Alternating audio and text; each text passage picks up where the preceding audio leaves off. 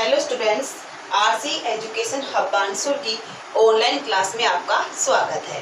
देखिए बच्चों, मीरा के पद। सबसे पहले हमने जीवन परिचय पढ़ा मीरा का। आज हम पहला पद पढ़ने जा रहे हैं। सबसे पहले आप अपनी किताब निकालेंगे, उसमें पहला पद देखेंगे। पहला पद लिखा हुआ है आपकी बुक में, मेरे तो गिरधर गोपाल दूसरों ने कोई। भावार्थ बाद में समझाएंगे। सबसे पहले पद को पढ़ेंगे, उसके बाद कठिन शब्द लिखेंगे। जाके सिर मोर मुकुट मेरो पति सोई, छानी दई कुल की कानी कहा करिए कोई, संतन ढिग बैठी बैठी लोक लाज खोई, अंशु अंजल सींची सींची प्रेम बेली बोई, अब त बेली फैली गई आनंद फल होई, दूध की मथनिया बड़े प्रेम से बिलोई, ददी मथी घृत काढ़ी लियो डाली दई छोई, भगत देखी राजी हुई जगत देखी रोई, दासी मीरा लाल गिरधर तारो अब मोई। देखिए सबसे पहले आप कठिन शब्द लिखेंगे, आप अपनी बुक में नोट करेंगे।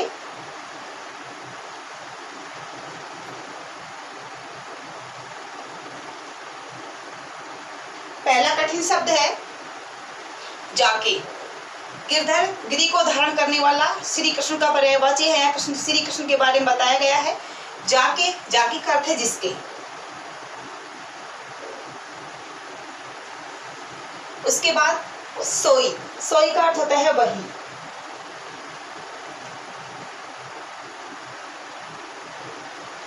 छांडी दई, छोड़ दी।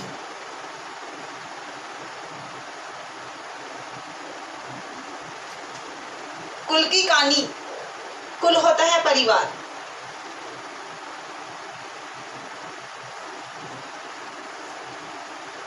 और कानी क्या होती है? मर्यादा, परिवार की मर्यादा।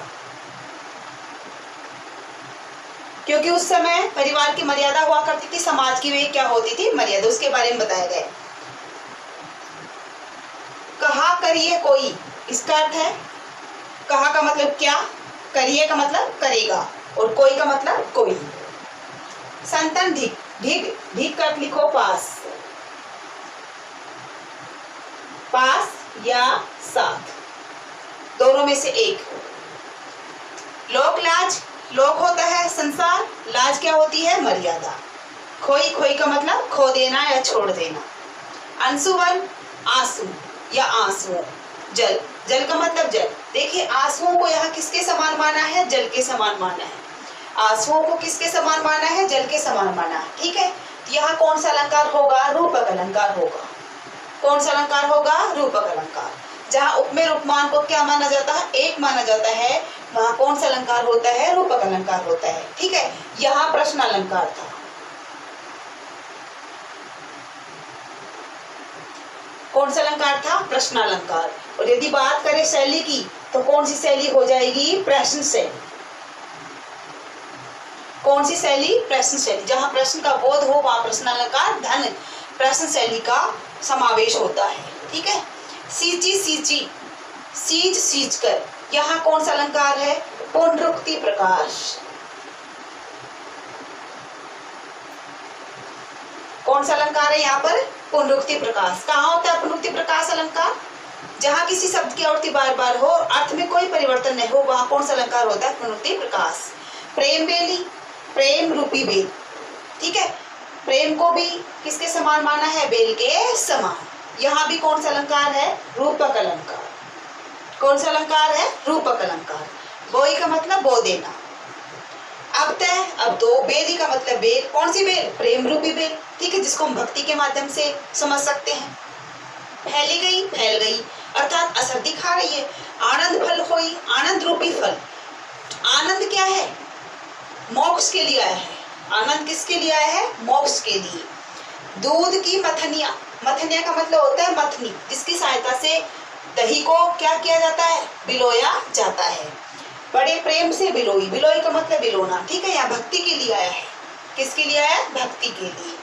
और जैसे जैसे आप मथनी की सहायता से दही को बिलोगे, वैसे वैसे उसमें क्या निकलेगा? घी निकलेगा। सबको पता है। उसी प्रकार से एक भक्त के साथ होता है। जैसे जैसे उसकी भक्ति रंग ला रही है, वैसे वैसे और वह जैसे जैसे वह भक्त भक्ति करता जाता है, उसकी भक्ति में निखार आता चला जाता है। और एक निश्चित समय आता है क्या कि उसको एक समय किसकी प्राप्ति होती है, मुक्ति की प्राप्ति होती है, मोक्ष की प्राप्ति होती है, और वही मीरा चाहती है। दधी का मतलब दही, मथी का मतलब मथना, ठीक है, यहाँ आप लिख लीजिए।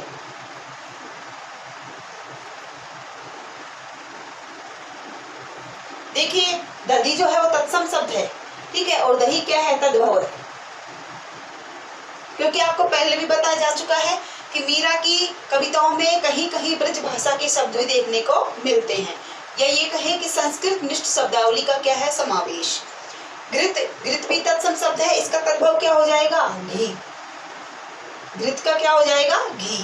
काढ़ी लियो, काढ़ लेना, निकाल लेना। डारी दई, डारी का मतलब छोड़ देना।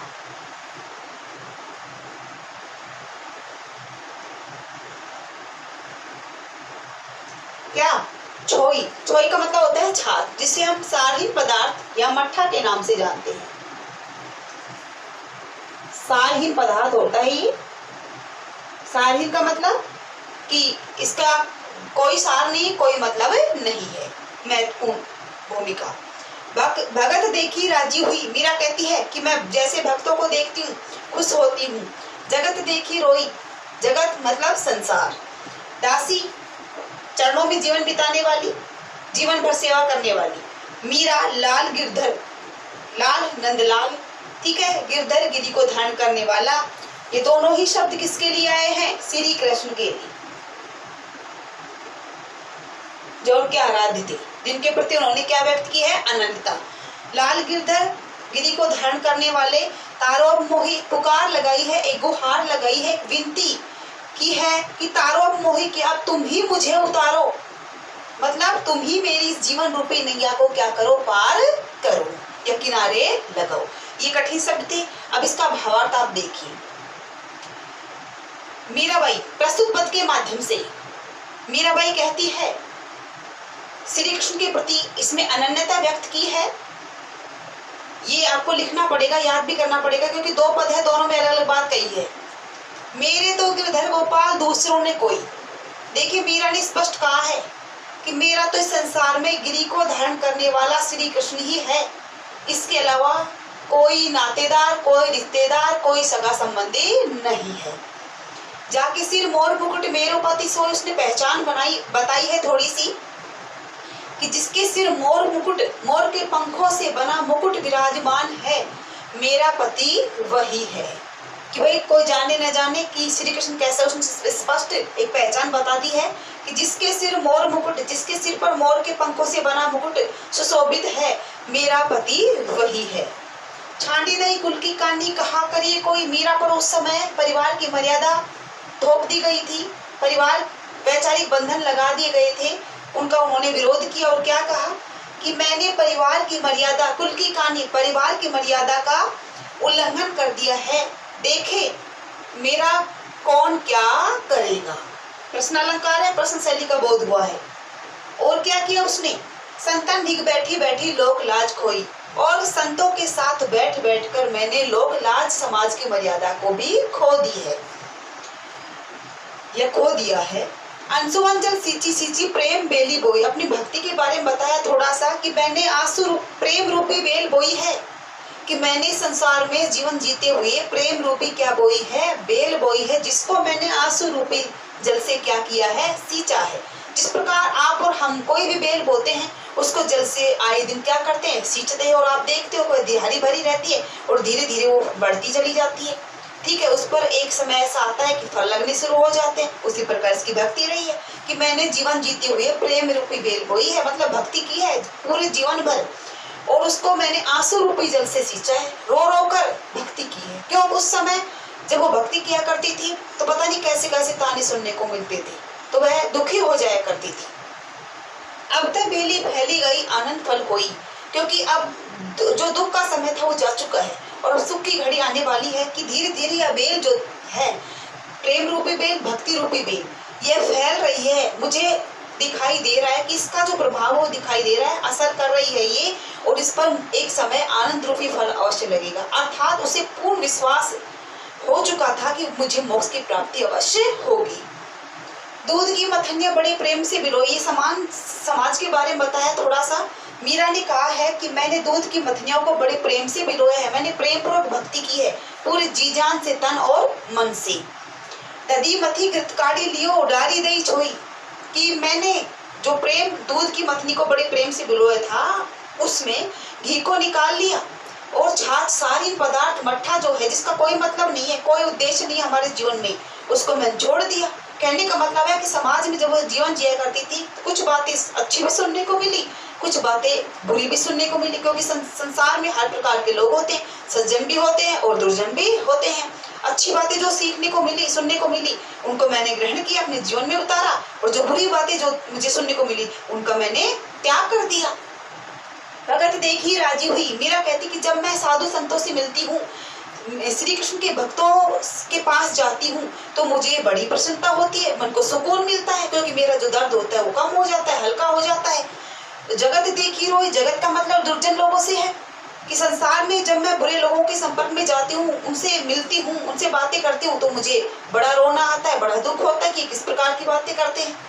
अंत में मीराबाई कहती है कि दासी मीरा लाल गिरधर, भाई कहने का मतलब है कि उसका कहा जाता है कि सिर है, पानी जो है वो सिर से उतर चुका है।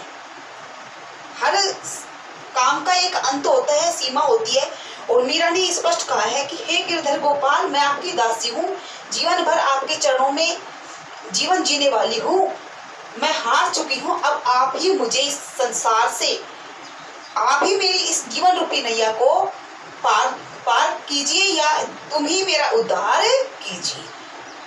Thanks class.